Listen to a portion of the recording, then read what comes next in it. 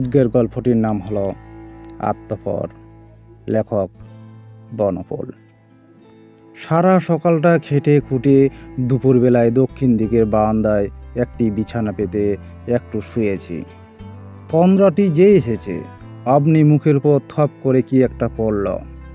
তাড়াতাড়ি উঠে দেখি একটা কদাকার কুৎসিত পাখির ছানা। লোম নেই, ডানা নেই, কিম্ভূত কিমাকার।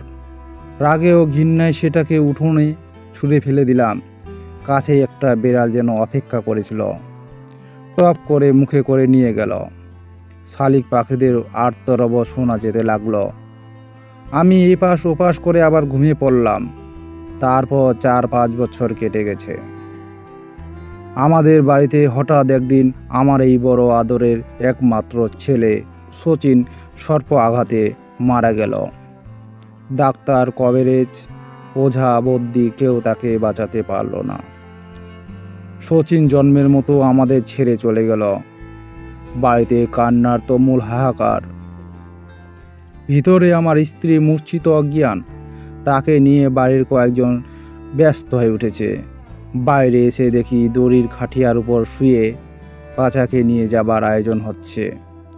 তখন বহুদিন পরে কেন জানি না সেই পাখির ছানাটার কথা মনে পড়ে গেল।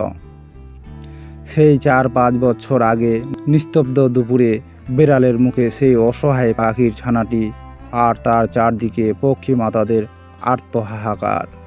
হঠাৎ যেন একটা অজানা ইঙ্গিতে শিউরে উঠলাম।